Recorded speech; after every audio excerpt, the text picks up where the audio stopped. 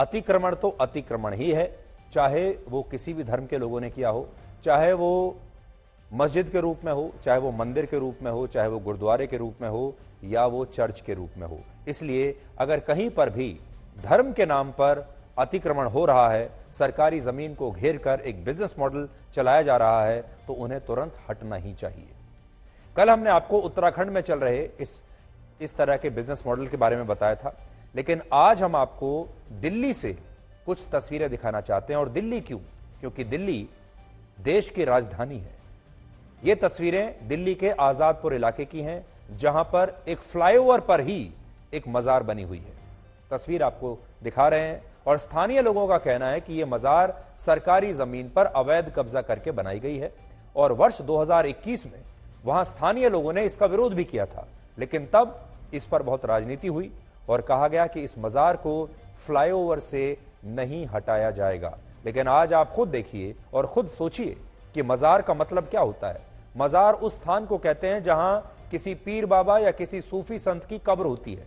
तो इस आधार पर क्या हम ये मान लें कि इस फ्लाईओवर पर भी कोई कब्र थी और फिर उस कब्र के आसपास मजार के रूप में यह ढांचा खड़ा कर लिया गया? इससे भी बड़ी बात यह है कि जिन लोगों द्वारा इस मजार की देखरेख की जाती है, उनका कहना है कि यह मजार आज की नहीं है, ये तो वर्ष 1982 में बन गई थी। लेकिन आज जब हमने दिल्ली सरकार के पीडब्ल्यूडी विभाग की वेबसाइट चेक की, तो हमने पाया कि जिस फ्लाईओवर पर यह मजार बनी हुई है, उस फ्लाईओवर का उद्घाटन ही वर्ष 2010 में हुआ था। और यह फ्लाईओवर खास तौर पर 2010 में हुए कॉमनवेल्थ गेम्स के लिए बनाया गया था। आपको याद होगा 2010 में कॉमनवेल्थ गेम्स दिल्ली में हुए थे, उसके लिए बहुत सारे फ्लाईओवर्स बनाए गए थे, जिसमें एक फ्लाईओवर यह भी था। तो यह कैसे मुमकिन है कि इससे पहले जब यहां फ्लाईओवर था ही नहीं और तब यह मजार बन गई थी? मजार में जो लोग हैं वो कहते हैं कि 1982 में बन गई थी और ये जो फ्लाईओवर है ये कहता है दिल्ली सरकार के मुताबिक ये 2009-10 में बना है। दूसरी बात यह कि कुछ लोगों का कहना है कि उस समय जब इस फ्लाईओवर का निर्माण शुरू होना था, तब यह मजार उसके रास्ते में आ रही थी और इसी वजह से कोई विवाद न हो, इसलिए इस मजार को वहां से हटाकर इस फ्लाईओवर पर शिफ्ट कर दिया गया।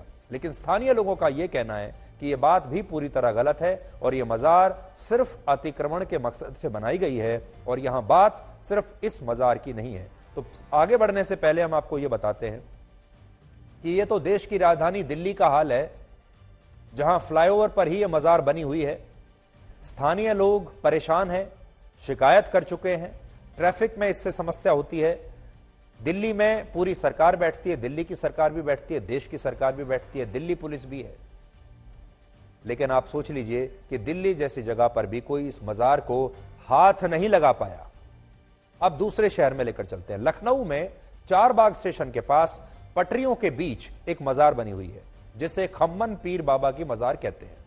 स्थानीय लोगों का कहना है कि यह मजार बहुत पुरानी है, लेकिन दूसरा तथ्य यह भी है कि इस मजार के नाम पर वहां रेलवे की पटरियों के बीचों बीच अब एक बहुत बड़ी जगह पर अतिक्रमण हो चुका है और यह अतिक्रमण पिछले कुछ वर्षों में ही हुआ है। यानी वहां मजार थी, लेकिन बाद में इसके इर्द गिर्द भी निर्माण होता चला गया और रेलवे ने इस पर कभी कोई कार्रवाई नहीं की। और आज रेलवे को लेकर अक्सर यह व्यंग किया जाता है कि वो एक बार को पहाड़ खिसका सकता है, पहाड़ों को काट सकता है, लेकिन इन अवैध मजारों को रेलवे विभाग हटा नहीं सकता।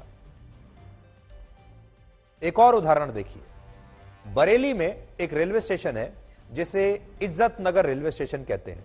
यहां रेलवे प्लेटफॉर्म के बीचों बीच एक अवैध मजार बनी हुई है, जिसे हटाने के लिए रेलवे की तरफ से हाल ही में एक नोटिस जारी किया गया था, लेकिन इसके बाद इस नोटिस का जबरदस्त विरोध हुआ और मजार की देखरेख करने वाले लोगों ने यह कहा कि वो इस मजार को प्लेटफॉर्म से हटाने नहीं देंगे। और यहां बात सिर्फ इस अकेले स्टेशन की नहीं है।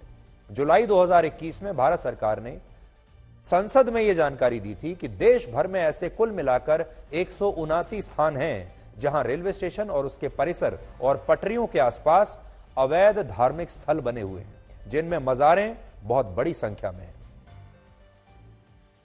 अब आगे की बात आपको बताने से पहले एक बड़ा सवाल यह है कि ये मजारें रेलवे की जमीन पर बनी हुई हैं या फिर ये रेलवे स्टेशन मज़ारों की ज़मीन पर बने हुए हैं। आज हमारे देश को यह तय करना है, या तो आप ये मान लीजिए कि ये रेलवे स्टेशन ही अवैध है, ये रेल की पटरी जो जा रही है यही अवैध है, और ये मज़ार की ज़मीन पर भारत सरकार ने कब्जा कर लिया, या तो ये मान लीजिए, और या फिर ये मानिए कि रेलवे की ज़मीन पर मज़ार ने अवैध कब्जा किया हुआ है।